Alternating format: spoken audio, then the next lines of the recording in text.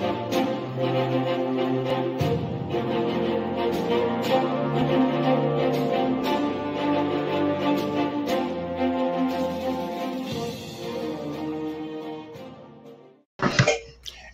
hello. It's episode 252 coming at you. Mike's not here. I think Mike's got family or something, or maybe we're just not nearly as important to him as his grandkids and family. I don't know why that is. I push everybody else aside to come here to talk comic books with you guys on Friday night. Double S is in the chat already with 2 thumbs up for just 2 awesome dudes that are just in the live show. We appreciate that. If Mike was here, he might just get 1 thumbs up, but who knows? First time catch shows, what we do is we buy the books that come out Comic Book Wednesday, and we give them a read. We stash the books we like. We blast the books we hate. Let's just go ahead and jump in. Anything else you got going on this week? What else have you been watching? Did you watch a new episode of Marvel What If? Yes, I watched that. I didn't enjoy that one as much as I thought I would, though, because it seemed like right up my alley, right? But then I was like, that's a lot of backstabbing for one person. Like, that's seriously something. That's just too complicated. I watched Stargirl. We finally saw Eclipso in all of his glory and how villainous he is, and I'm actually enjoying that show. So that was really cool. And I watched the first 3 episodes of Y-Man because I found out earlier today it was on. So while I was doing some stuff, I kind of had it playing, and I watched that. Not Y-Man, Y, the Last Man on Earth, I should say. So far, I'm just not. I can't get into it. Like, I watch it, and it's like I'm playing on my phone. Like, it's not keeping my attention. Right. So I don't know. And I released the laser video, so that I went ahead and got that out early because we're gonna have the Blaster Stashin crew. We're gonna have a whole different Evil Lair project when Huey gets here. So that's going to be awesome. And what's going on Discovery Bay, dude? It is good to see you. So I know you posted something in our private chat. It was you circled something. Was the rank upside down on there? Is that what it was? Yeah. So what it was is, if you know the story of Y, the Last Man on Earth, apparently all the men die except for one. His name's Y. And so all the women are running this, and I kind of did it as a joke, and so people may get offended. Luckily, I didn't put it on all my social media, but the lady, her rank that she wears right here, it was Staff Sergeant. She had it upside down, right? And, veterans are going to catch that stuff, right? It's why, telling lies about being in the military, so it never work out, right? You're going to catch that stuff. Also, there was 3 other things that just kind of goaded me, too. Like, if you know anything about ribbons that go on the chest, like there was this one female high-ranking officer, I think it was a general or something, and she had all of her awards were in the wrong order, and she had badges that obviously, at her rank and grade, she would not have, like enlisted people type awards. And I was like, you would think somebody would do their homework, or at least, Google it. What order this stuff goes in or how it's supposed to look. And I was like, so yeah, it was a little bit of a letdown. I was like, Yeah, that's the thing. You know that there are fans out there that look for those every single little thing, especially when it comes to military, how authentic it is, right? I mean, because there are people that go with a fine-tooth comb. It seemed like you said, people would go over their research and go, you know what, we better get this right, or we're going to get lambasted on the internet. We're going to be trolled, but. And you know what? I wasn't even looking for this stuff. It's just, it's kind of like, it's just a skill set, I guess, at this point. Like, I'm watching it, and literally I was like watching it like I'm watching you, and I went, yeah, why does that look that way? Yeah. I watched that Marvel What If too, but yeah, there was a lot of backstab, and there was a lot of, I'm like, wow, dude, he's good. Keep going. One more step. So it really proves that character himself, Killmonger, is nothing but villainous and nothing out but for himself. That just, so you may think about that, like when you're watching Black Panther, maybe there's a different reason. Maybe he's upset because he wasn't accepted back into Wakanda and all that stuff. So, maybe just a little misunderstood, but this really dived deep into that. But nope, there's no misunderstanding. He's just an asshole that's out for himself, flat out. I definitely caught that. Wife and I have been finishing. Go ahead. Real quick while I see it. I'm sorry to interrupt you. I apologize. Don't fire me. But Austin Lumet, the guy that's doing our cover for Blaster Stashin for the Delta Dogs variant, he's in the room. And I so want to share with what he's done, but I'm not going to. Oh, does he have an Instagram or anything like that with pictures on it? It's not. He didn't put the Delta Dog one up there. We're keeping this a complete surprise. I will say this: the guys from Delta Dog, the dude is losing his mind over this cover. Like, he is in love with it. Oh, nice. Yeah. That's awesome. They're calling you a tease. Any updates on Hueypalooza, Huey? Other than getting ready. So tomorrow's my last day before my vacation starts. As soon as my uniform, everything's going away, like, I don't have to look at anything from work for 10 days. And so I'm like, dude, I'm not even going to bother with it. I'm on vacation mode. Like I said, first couple of days I'm hanging out with my son, and then driving back over to Virginia to hang out with Joe and Mike for like 3 or 4 days. So a lot of fun stuff going to be happening there. I think we'll probably be going live here and there, maybe do some shorts, live shorts and stuff like that, and doing some other projects. It's going to be a fun weekend, and probably a pretty busy weekend too, I think. So, well, what day are you yeah, my wife and I are on. What's that? What day are you leaving? I fly out on Tuesday, but I'm not to your place till Friday.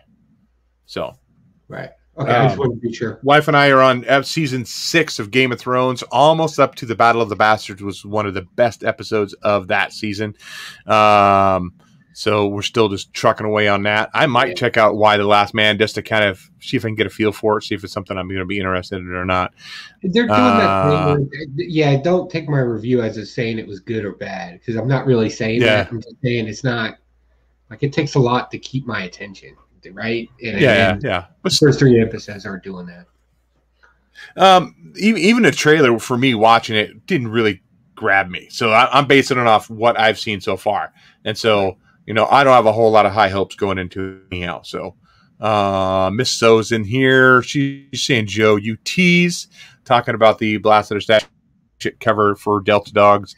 Discovery Bay's in here. Double S, of course. Becker says, hey, guys. Who else is in here? So if you're in here, definitely make sure you're giving us the old thumbs up and the subscribe if you haven't subscribed yet, because we're going to be doing some live stuff pretty impromptu. So if you're not subscribed, don't have that bell clicked, you don't know we're going to go live talking about some live from Joey's or secret evil lair. So definitely go. You're going to want to hit that notification bell, because it's going to be the tits. Yeah, the tits. Austin says, I'm excited for the cover to be shared. And he also says, I'm not too excited about Why the Last Man. I've heard the book is great. A lot of great reviews from the book. But unfortunately, we'll see how the show does. So, okay, let's jump into the books. This week was mainly DC for me. I didn't hardly have any. I think I had 2 independents and a couple Marvels. And the only Marvels that I bought. Let me see here. Yeah, I have 2 Marvels. One was just a cover buy, and that's the Adam Hughes Black Widow number 11. That was it. Just a cool smoking gun Adam Hughes cover. And then Agony, which I didn't even read Agony this week either. I don't know if you picked up Agony. That's that. It's one of the Extreme Carnage tie-in books. I didn't even read that either. It was kind of like my wife picked up the. I told my wife, I'm tired of buying Scotty Young covers for books that I don't want. I made her get it so she can get her on Scotty Young covers. Oh, really? So she's buying them herself? Yeah, it's time. Mars Comics introduces. Hello, Huey. Hello, Joe. Hello, everyone. Becker says, Why Last Man comics were great. First 2/3 of the series is near perfect. Is that Lemire on that book? I don't remember. I want to say Let me know. Yeah, it kind of sounds like a Lemire kind of type book. Fix it. Do you want to jump into a book though this week? What did you read? You want me to go first, Joe? You give us a book. I'll go first. Let's talk about Joker number 7. Did you pick this up? I did. I was in the middle of reading it right before the show, and I had some stuff going on here at home, so I didn't get a chance to finish it. So, folks, here's your first lesson in comic book collecting if you're new to it and you're catching this on the rewind. Do not buy covers. Don't be a cover pimp.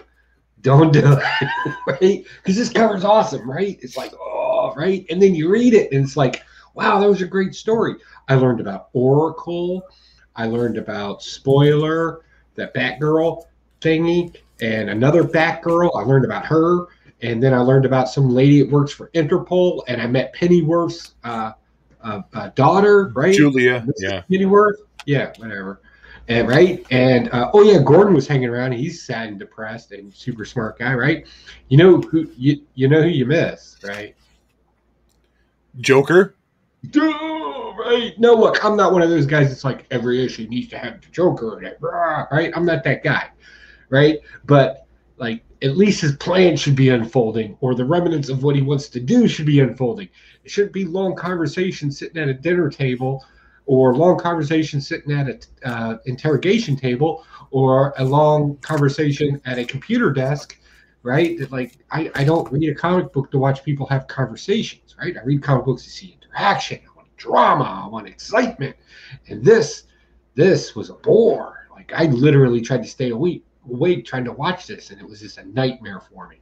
So yeah, kind of like why The Last Man just could not keep my attention. Like, one fight in the entire book, and it was only 3 panels. So I was like, that's kind of like, oh. So yeah, this is unfortunately a blast for me. Yeah, like I said, I was starting to read this before the show, didn't get a chance to finish it. And from what you say, it's not a Joker book, it's a Gordon book.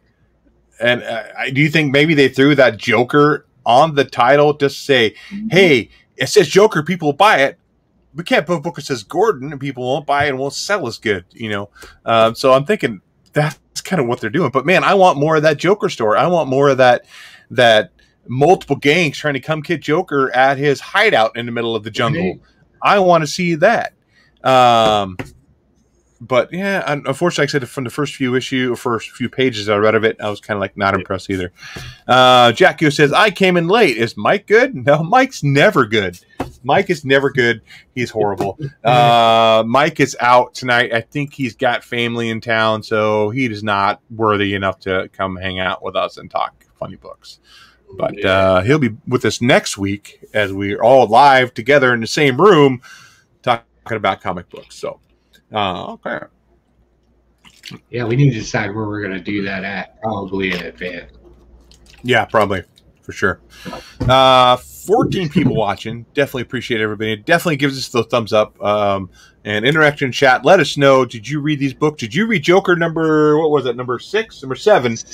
Let us know what you thought of it, or any books that you read this week. Let us know what you thought of them in the chat as we're talking about them. Okay, I'm going to go on. I'm going to talk about Harley Quinn, the Eat, Bang, Kill Tour. I don't know. This does not sound like a book that you would pick up. I don't think you're much of a Harley Quinn fan. No. Am I right, Joe? He's a psychiatrist.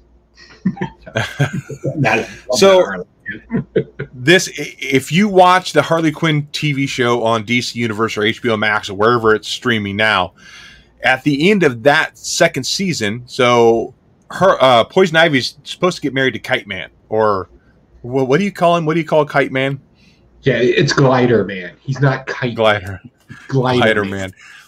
So, but she ends up leaving the wedding ceremony, to be with Harley Quinn, because now they're a couple in this universe. So this book picks up directly where that TV show left off. So Harley Quinn and Ivy are leaving the wedding. They're still in their wedding gowns and all that stuff. They're realizing they're in love, but Pamela's kind of second guessing it. She's like, oh man, what am I doing? You know, I'm kind of with this crazy lady here. If you like the TV show, you'll definitely like this. It's same kind of humor, same kind of art. And it had this complex relationship between Harley. I mean, they're getting it on in the bathroom. They're going a little brown chicken, brown cow there. Brown chicken, brown. And they're like madly, crazily in love, right? You know, it's just this kind of thing. But you know, here they are. They're going on adventure. They are going to go to hideout after hideout because Gordon's looking at them for destroying the town by bringing the demigods in. Again, if you love the Harley TV show, You will love this book. I like the show. Am I going to continue to pick the book up? No, I'd rather consume this kind of in the media of the HBO Max TV show versus reading it in a comic book. But overall, if you're a great Harley Quinn fan, I think it's right up your alley. So, Eat, Bang, Kill Tour, number 1. What else do you read, Joe? So, yeah, I read Challenge of the Super Sons, right? And I've been on board with this one, but what I didn't like about this, and I've criticized this before, whenever they have a flashback sequence, they always kind of do it in a real cartoon style. It's not that I don't like the cartoony type style. It's just it throws the flow of the book off. Well, this entire thing's nothing but a flashback. We actually get the entire depth of the story of what happened in the past, how this whole scroll thing works, how the Super Sons ended up with it, but it didn't push the story. It just kind of stepped us back. It's like pulling back on a leash, right? And it was like, and I, after reading it, I was like, I think my first 3 questions is, what did I get out of this book? Did it connect? And now, what are my issues with it? And I found out what my issue was. I don't care. At this point, issue number 6, it's a little too late to be giving me the backstory on it because I'm in the now, right? What's going on in the story now, right? And the Super Sons are the next ones on the list. So what's going to happen there? And instead of just telling me that story, you're like, nah, sucker. Thanks for your $5. By the way, here's some background bullshit with some bullshit art. Have a good time with that, punk. And I'm like, oh, because now I got to spend another $5 for something that actually pertains to the story, I hope. This is why I may just start like reading a few pages of my comics before I buy them. Like just read like 2 pages and be like, nah, I don't want that. Nah, I don't want that. So yeah, not I'm blasting this. That's the other DC book that I did not read this week. But I'm kind of like you. This Super Sun run or Challenge of the Super Sons is nowhere near the comparison to the Super Sons prior. It's the same writer, but I don't know. It just does not have the same feel of that original run of Super Sun. I haven't read this book yet. I'm not a fan of this art either. I do not like this art style at all. Yeah. So, and it's weird because it's right. Like it does definitely Gargamel. Yeah, for sure. And it's weird to have 7-issue miniseries. You know that screws with that screws my OCD up, man. That really messes me up. No, come on, do 6, 10, or 12. Maybe even 8. I think 8 would be okay, but 7, come on. I would say 5 would even work. Like 5 would work for me. 5 would work too, I think. But 7 is just that odd number that I don't think they should be using. Or maybe it's just like with the Marvel Secret Wars, where maybe like, oh shit, we need to put one more issue out, and so we need to make it 7, not 6. Who knows? Lots of people in the chat, so I didn't read that one. 821 joined us. What's going on? Hey, Sparks. Let's talk about Batman. Oh, I Am Batman number 1. I don't know if I didn't read the synopsis of this book. I'm not anything remotely wanting to do anything with Fox as Batman. I don't know. It just does not appeal to me at all. And this one here, this is his, like, not necessarily his origin story, but his first kind of like go out into the city to fight crime. He says he wants to be that street level hero that Batman never could be. Like, Batman was a street level hero. Pretty much where he cut his teeth. Yeah.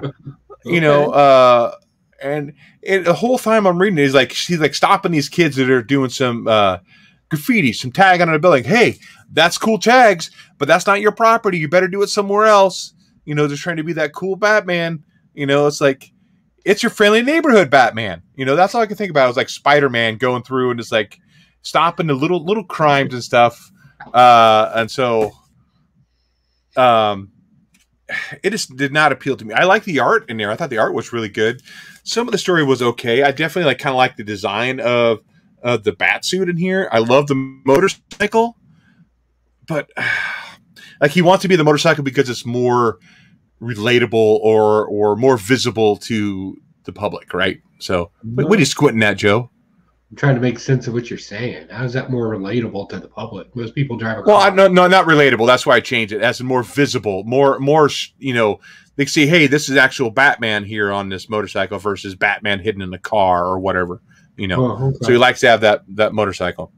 But overall, art was good. I'm not really feeling the Fox Batman, and I don't really care for the batons that come out of his wrist. Just like Black Widow. No way. That sounds cool. Get away from that. No, I don't like it. Did you read I Am Batman #1? What'd you think of it? There's way too many Batman titles at this point to keep track of anything. I'm starting to get a little Batmaned out. Yeah. So I had to take a break. It's kind of a cool cover. I like that cover. They talk about his new armor in here and stuff like that, but it's the tits. What did you say? What do you think today? I've been thinking that all day. I don't know, man. You're the tits. What's so said? I have to do odd numbers, Dave. Even numbers are evil. Okay. Hey, Yui. Hey, Joe. There's sparks jumping in there saying that. You're back to you, Joe. Since we're not on par here with reading the books the same this week so far. Well, I know you read Eternals. No, I did not. I haven't picked up Eternals book. Nope. Sorry, man. So, I read the last Eternals, and I think I got through issue number 3, and I was like, wow, this is really garbage, right? So I thought I gave it a fair shot. Then they come out with the new Eternals, right? New volume, right? And I'm like, oh, okay, yeah, let's get this. Now, I should preface it all this. I don't read synopsis of comic books before I pick them up. I want to go in. I don't read who the writers or the artists are or anything. I just pick up the book and start reading them.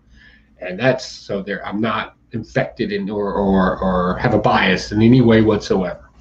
So I picked this up and I'm like, oh, it's Thanos' origin story. Like before impregnation, because he's like a child of the Eternals, right?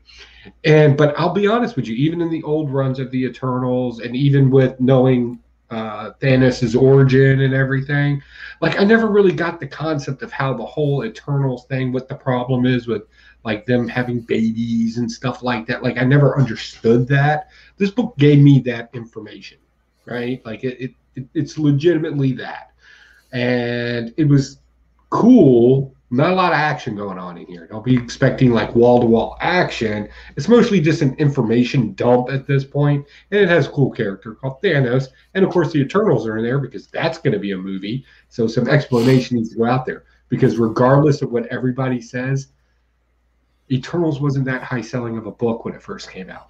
Sorry. I know somebody's gonna be like, I've been a fan of them forever. No, you weren't. Because it was kind of a convoluted story. It was complicated with a bunch of plot holes in it. Don't believe me? Go back and read issues 1 through 5, and it's weird. It's weird. It's good weird, but it's weird. Definitely not something for children. So this kind of helped smooth all that kind of weirdness out and kind of made a storyline out of it. I'll give it credit for that. But all in all, it wasn't that interesting. It's basically lost love type of story. Regret with these beings that can constantly be reincarnated, and then Thanos being an ugly child, and this is why the all father, if you will, is this is why we can't have kids. This is why you can't have nice things like a family. Right? So that was weird, but I'm gonna pick up issue 2 only because I think we're gonna get more of that. Oh, yeah, he was an ugly baby. He was a mistake. He shouldn't have been made, yada, yada, yada. But I want to catch Dano in those teenage years. What was that like for him, right? We got the my goodness movie version, right? I want to know what the comic books kind of want to do that with him. So I'm just childhood development, I guess. Nature versus nurture. That's where I'm kind of at with this. So maybe I'll pick up another one. Maybe I won't. You'll have to come back and find out.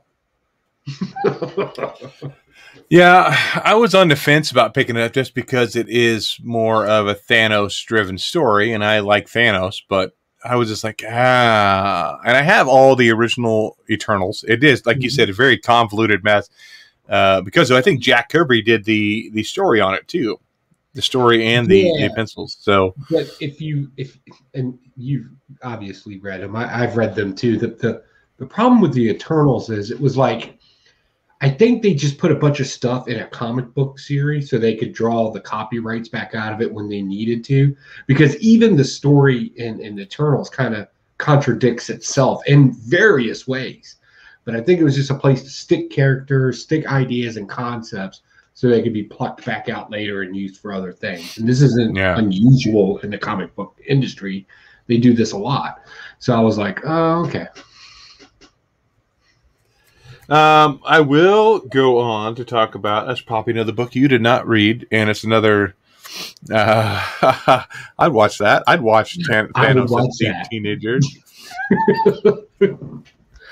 Make it like I'm going to my room. Don't make me snap my fingers, Dad. Vampaverse #1. You pick up? I didn't figure you would. This, and the only reason I picked up this is an Adam Hughes cover. That's the reason I picked it up. They have, of course, a 1 in 50, 1 in 100. You know, it's a black and white Adam Hughes Virgin cover, whatever. I just picked up the standard old dress cover.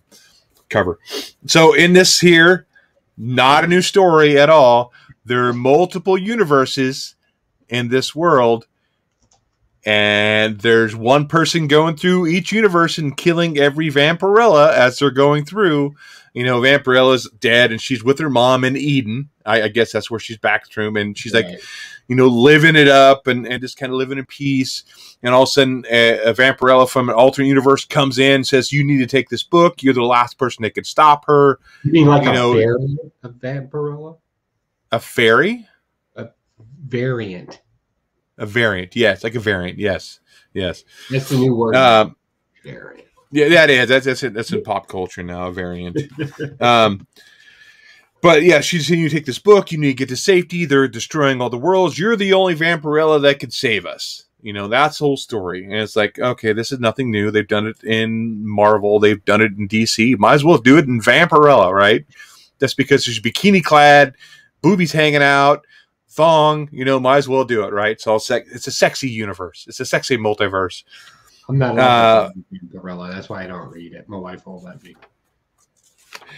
We find out, though, I mean, spoiler, I'm going to go spoiler, because I don't think many people read this book, so I don't think me spoiling it, of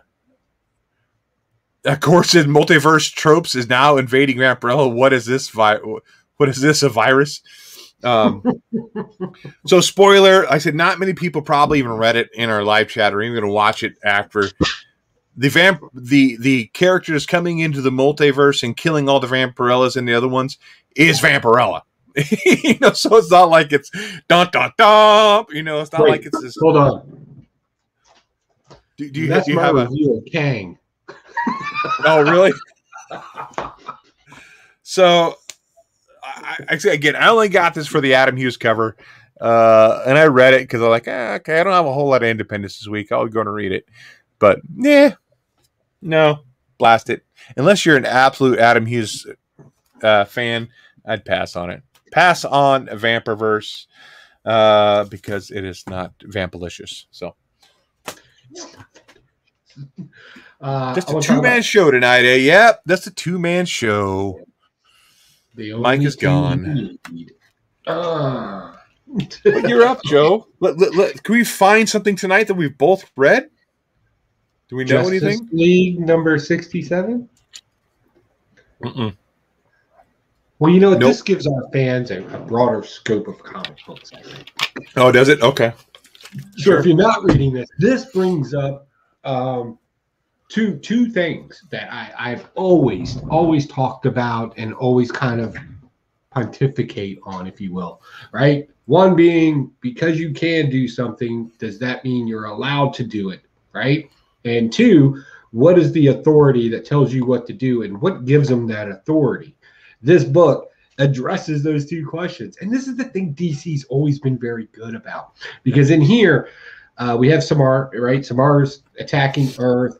And, like, they're still trying to figure out what this dude's problem is. Like, what's the deal here? Why are you trying to do that? And Superman's had enough. Like, he's tried to work with this guy, this alien, several times now. And he has, like, duper powers, like Superman level type powers, right?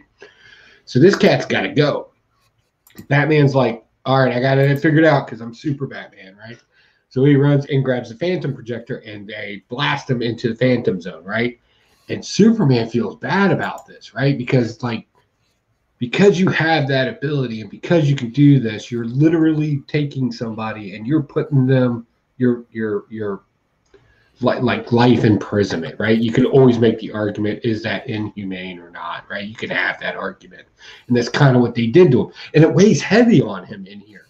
And I was like, you know what? That's a legit superhero, right? That has to make that decision and then have to live with those consequences, right?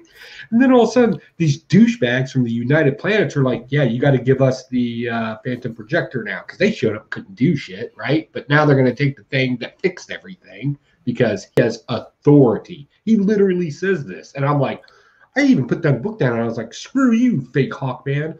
Who the hell do you think you are? And then I kept government oversight. Right? Well, not just government, but anybody. This could work with anybody. I love the argument that I should have authority because I have blank, right? I'm speaking from authority, right? I always hate that.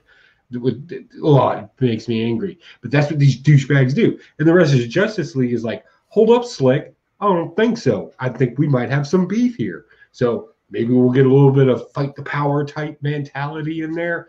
Or will they hand it over to the United Planets because we're in charge of things? I don't know, but I'm super excited about it, and I love that kind of battle. It's good stuff. So yeah, you missed out, buddy. This is a stash, like a hard stash too. You know what? I'll even go so far as to say is my almost second pick of the week. I have one that beat it. You're almost, so it's your third runner-up. Yeah. Highway to the Danger Zone would be like Highway to the Phantom Zone in Justice League. How about Nobody's Child? Did you read Nobody's Child? No. Okay, so another book yet I read that Joe didn't read. This is by Behemoth. Something I would pick up. Like I see the title and you're thinking, you saw the title and you were like, oh, Joe would probably read that. Well, I didn't know. So in this book here, we find out that they're able to synthesize or process material from white rhinos to cure almost every ailment on man to man. And they're like killing all the white rhinos. So there's only one white rhino left in the world.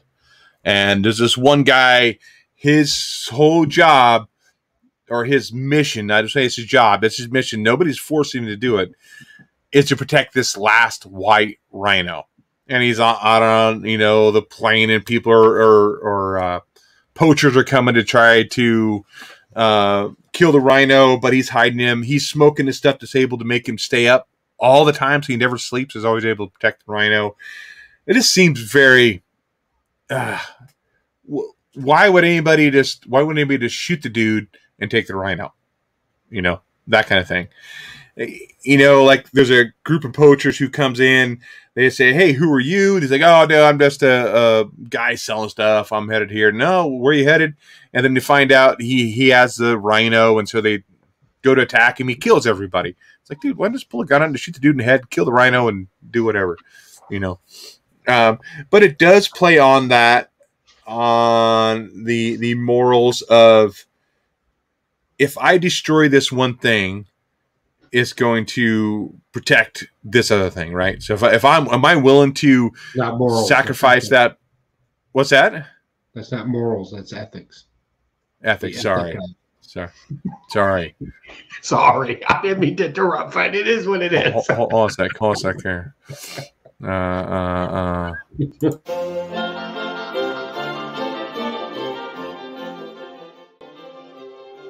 Comic book philosophy with Bill Can.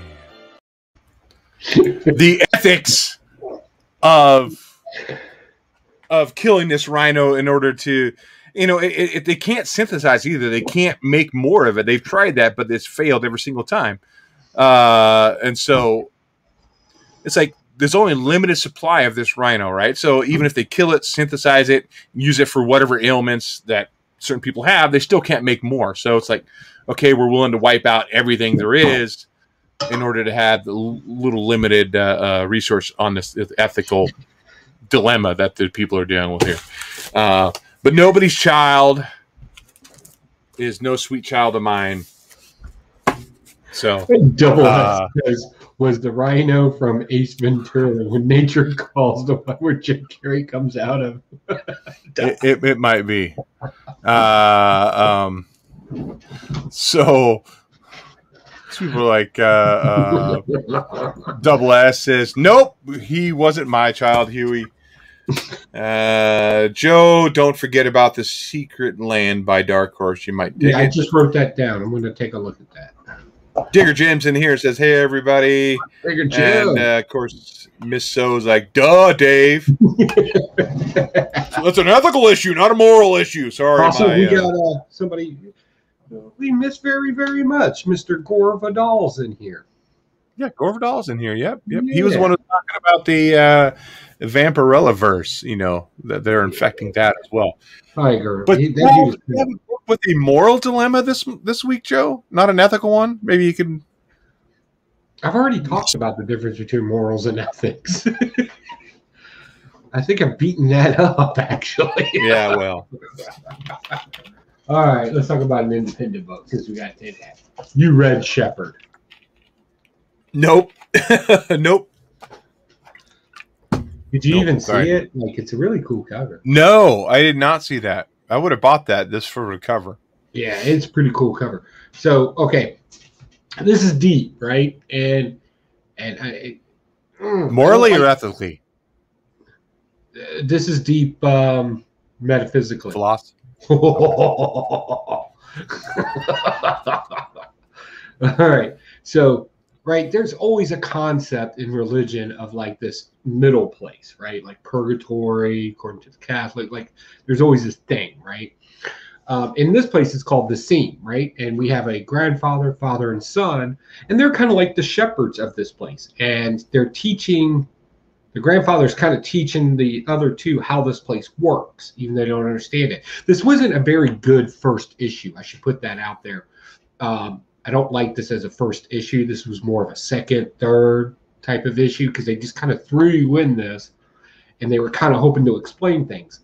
So what happens in here is souls that are really heavily, like they're haunting, right, this purgatory place, and their worst kind of regrets or whatever become their reality. But the problem is all the other spirits there, if you will, they kind of fall in line with whatever the scenario is going on and actually transform, I guess is the best way to put it, into whatever this scenario is. So you're probably thinking, wow, that's a lot of BS, right? That's a lot of woo-woo.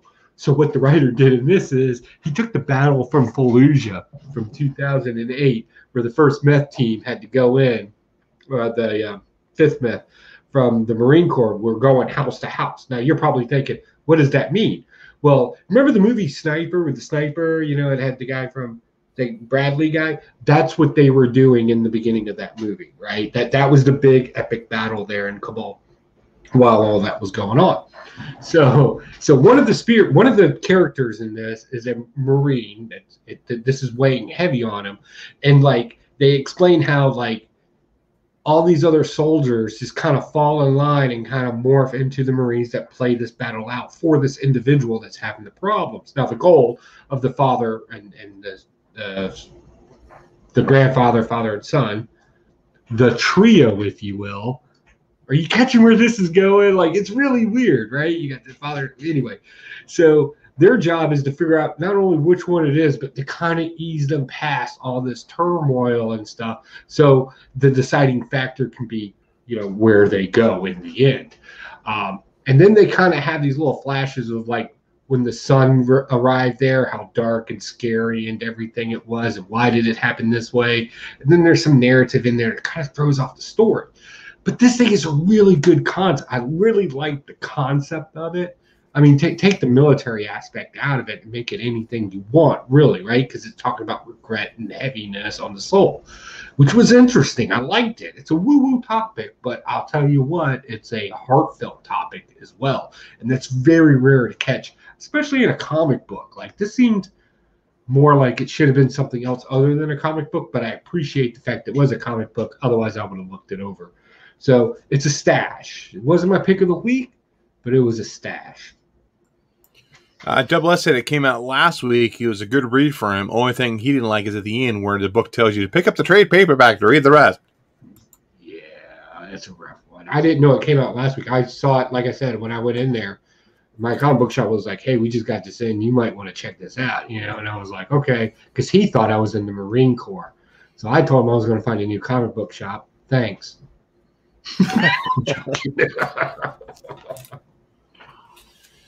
How about Titans United? No. Jeez, we're batting 1,000 tonight. This is another one. It's odd. It's a mini series. It's 1 of 7. That ticks off my OCD factor again right there. So in this story here, we got this character. His name is Evan. He's walking down the street, and all of a sudden his head just starts hurting. All of a sudden he's getting fire beams out of his eyes. He's blowing up buildings, and he has no why. He's just screaming, yelling, can't control it. Here come the Titans in to try to save him, right? They're trying to say, hey, calm down. He says, Claudia, close your eyes. He says, I can't. It hurts. And then now, for some reason, he's absorbing all of their powers. He's able to turn into a big gorilla, just like Beast Boy. He's able to take on the powers of Superboy, able to take on the powers of Raven.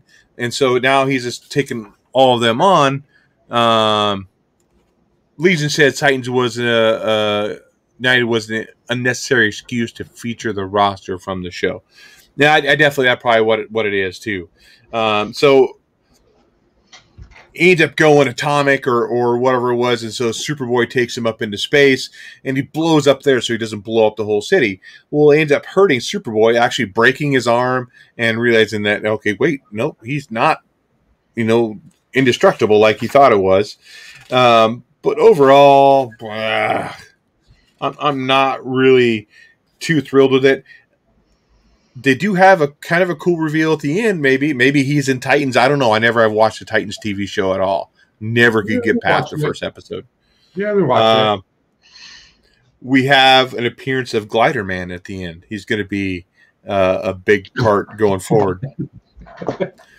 So overall, just again, like Legion says, this is a tie-in with the Titan show or a reason to show off these characters in another form outside the Titan show to get people to buy comics because they're liking the show. Great, but overall, it's just not anything that I'm going to be continuing to pick up at all either. Even though Glider Man may potentially be a villain moving forward in this. But better go get that first issue. $1 million. Titans United #1 of 7. So it's a blast. All right. What else you got, Joe? Saving this one. Primordial. I know you got this one. I got that one. Yay! We can talk about a book together. So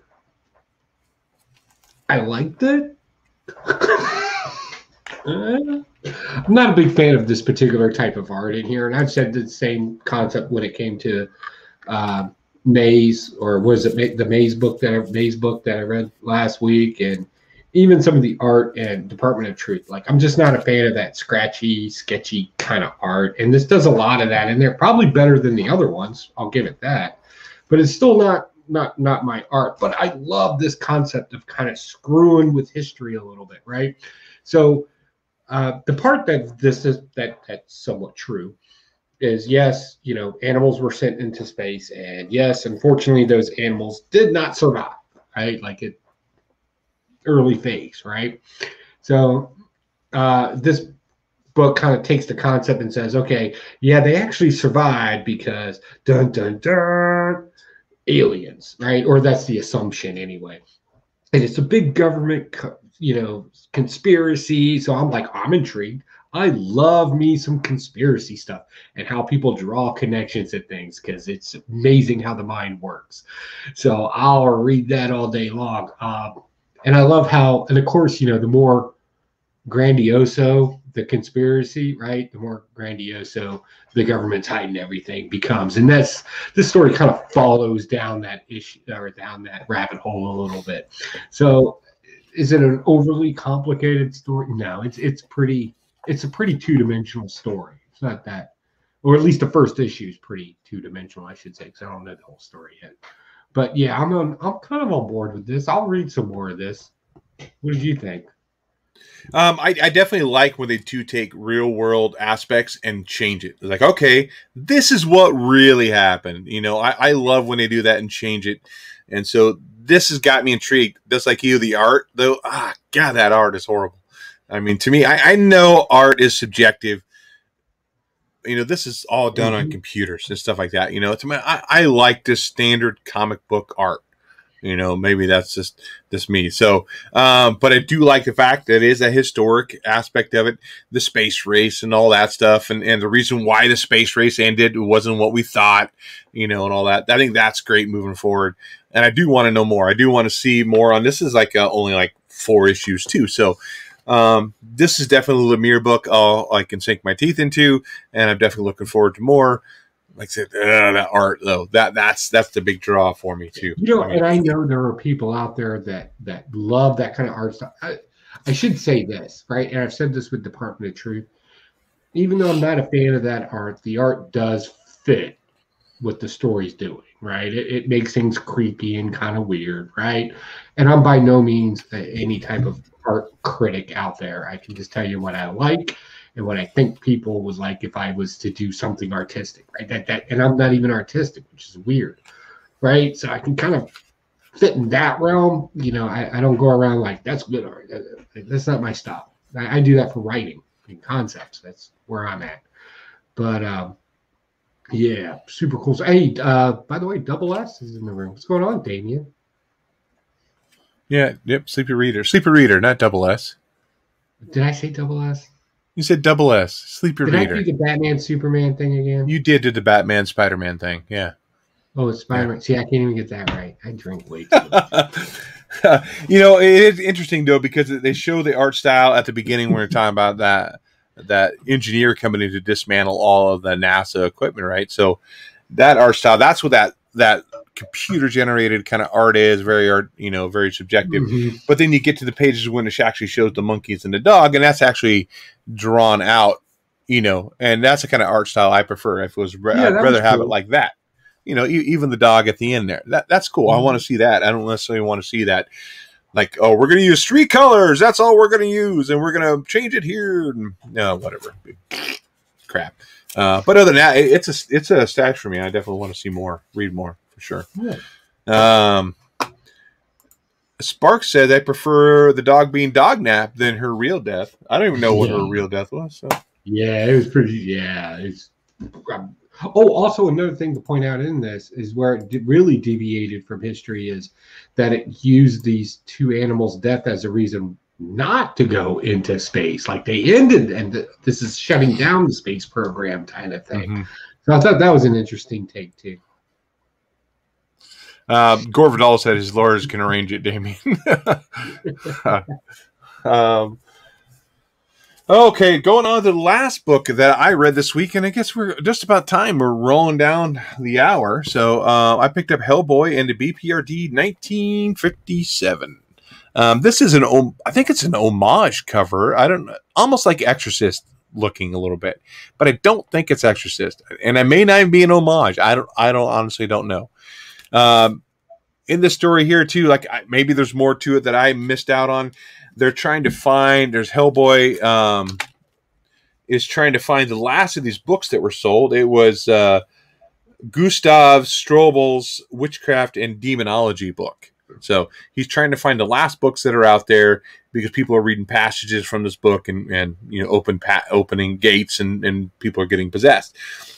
I want to know more about the book they found in Oregon. They talk briefly about that. I'm like, oh, dude, where was he in Oregon? Where was it? Was it Portland? I can see Portland. Portland's pretty crazy and weird. Damien can probably speak to that up there, living up a little further north. Down here, we're a little slower pace, a little more not so refined taste either. You know, Bush Light, you know, kind of beer down here worth more of a microbrew up there. Yeah, we don't even sell that here in Virginia. I don't know what you're going to drink while you're here. We'll figure it out. Well, you don't like Bush? You guys sell Bush over there? How about a nice Schlitz? What? No. You don't know Schlitz beer? You don't know Schlitz beer? How about Hams? No hams? We have Virginia ham. Oh my goodness.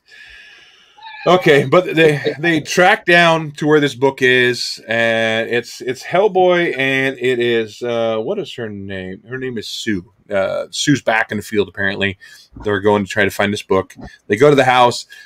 The woman's talking about her mom's not the same anymore. Can't figure out why she's not the same. She's getting upset, and as Hellboy's going through the house, seeing like he sees like dead cats. I mean, this house is huge. In here, you know how you see the cartoons like a little doghouse, and you go in, and inside is like massive. That's what this house is. And this looks like a 1,200 foot square, 1,200 square foot ranch style home, but he goes in as like a freaking mansion inside because these rooms are just massive, and he keeps going through there. We find out the boy had actually opened a spell, and his grandmother's possessed. He can't talk anymore because it sealed his mouth shut. And, it's pretty basic Hellboy stuff. He goes in, he uses his Fist of Doom to beat the crap out of him, push the demon back, but it's the owner of the house, the daughter, that has to say, "Mother, you're being too mean. I want you out," blah, blah, blah. And they talk about family and how family can be each other's throat all the time, essentially. Family's not all good, goody two-shoes. It could be pretty bad sometimes. And how the relationships could be strained. That's what they get to in here. But this is it. This is just a one and done shot. If you're a Hellboy fan, which I am, I do like the monsters and stuff they bring into the Hellboy. I'll pick it up. But if you're not, I'd just pass on it for sure. Damien says cheap beer is more regional than we realize. Wow. Yeah. And Digger says, "Joe, get him some good beer." I don't know. He's talking about me getting me some good beer. And Miss says, "I've read Hellboy in ages. So I'm so behind on stuff." Yep. That's my last book I read this week, Joe. What else do you got? Delta Dogs came out. Oh, Delta Dogs, number 17. This is cool because we kind of get introduced to some characters, and then they kind of fade into the background, and then they just pop back up every now and then. And one is our guy here. I don't think they actually gave his name. If they did, I forgot it, and I apologize for that. But he's a member of a gang called the Gray Sox, and he's a superpowered being. Villain, if you will, and he's super savage and sarcastic on top of it. And I really like this. So now, as this Delta Dog story kind of starts evolving, we're going to start getting a little bit more background on our villains, and we're going to see them doing different things, and that's super cool. And this takes place in 3 different story levels, if you will. One, our alpha dog, right, the oldest one, the leader of the team, realizes that he needs to kind of team up with the cops on this one, on a couple of things. So they're making that, that's bit of stigmata there in their little neighborhood. But, he's reaching out and trying to do the right thing. But then we have another character who's realizing that he doesn't want to be the young kid anymore. I want to learn how to control my powers. So he makes the terrifying decision of running into a burning house to save somebody, do the hero thing, right? How does that turn out? Hopefully it turns out well for him because I kind of like the kid, and he's kind of important to our variant cover, actually. So hopefully he doesn't die. Otherwise, we just blew a ton of cash on that. But anyway, so I'm sure he won't. And also, we kind of find out that this kind of gang-on-gang violence that happens in there, where some dude wants to smoke the super villains because, right, they dusted one of his brothers, right? And then we kind of get this whole, sometimes this stuff doesn't really work, and acting instead of thinking can lead you in deep water when you don't know the possibilities of somebody else's extreme, right? The person that's willing to go a little farther than you. Again, you pull a gun, they drop an Abrams on you, right? That kind of scenario. So this is really interesting. I really like where this book goes. I'm going to start charging them because I haven't picked up one yet and been like, yeah, here's why I don't like it, right? Like I can't do that with this, right? And it's genuinely good. So I'm super stoked about that. And then Kang, more wacky time madness, right? He goes back to the days, if you read the first issue, our young Kang goes into the past to battle an old Kang. The cool thing about this is is we get like an early rendition of a Moon Knight character, right? You know, the whole Khonshu thing gets brought up in there because it's ancient Egypt, which was super cool. And of course, we get Apocalypse in this because him and the Kane version, Tutankhamun, fought each other in Egypt, right? That's comic book lore, and they kind of swung that back into there. So that was pretty cool as well. And the next issue is going to have Dr. Doom in it. So really, we're just taking Kane because he was in a show, and we're just going to plop him around in different periods of time fighting himself. I guess. I don't know. As long as you keep making cool comic book references, I'll probably keep reading them because I'm a huge sucker.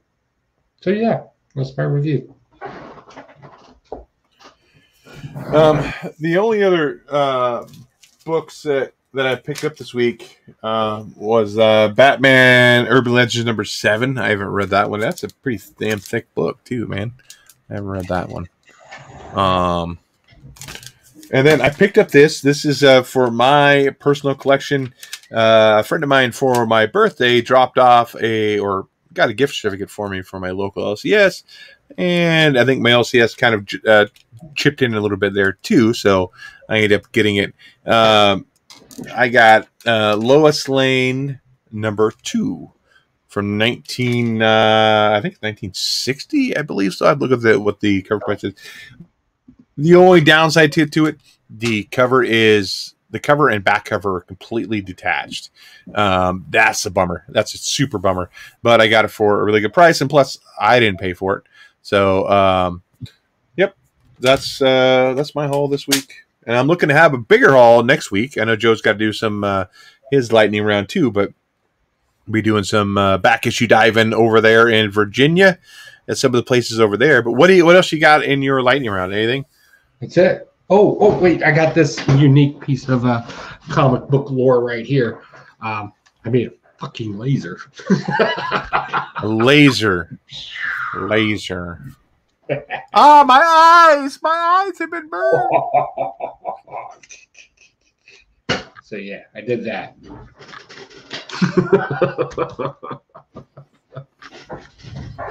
But yeah, this weekend is the Batman weekend, by the way. So yeah, I'll probably might be going out a little bit this weekend.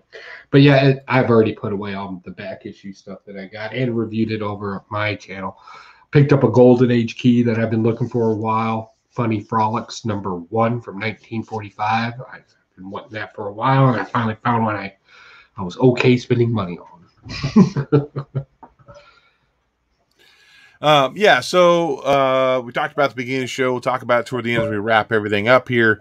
Next Friday night, we're going to be live from all one location. We're going to either be in Joe's Secret Lair or Mike's Sex Dungeon. We're not sure which is going to YouTube is going to copyright or strike first. We don't know. Maybe both. Maybe both.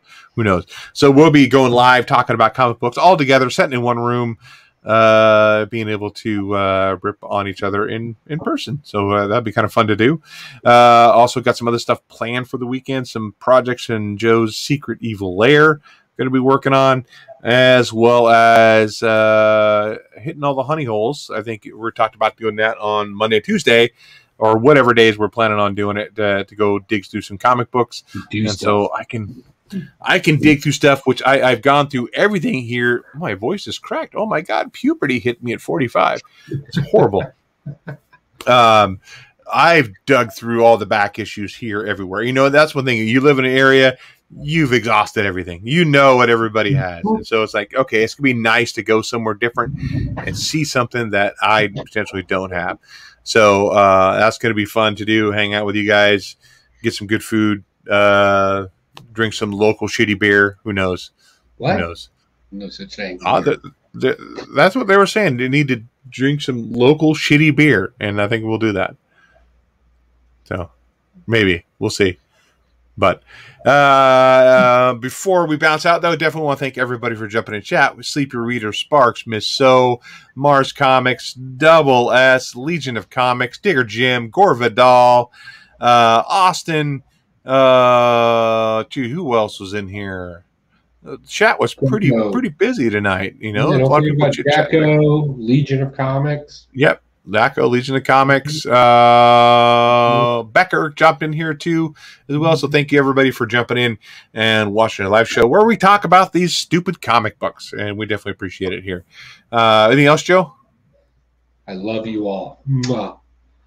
Mwah, mwah,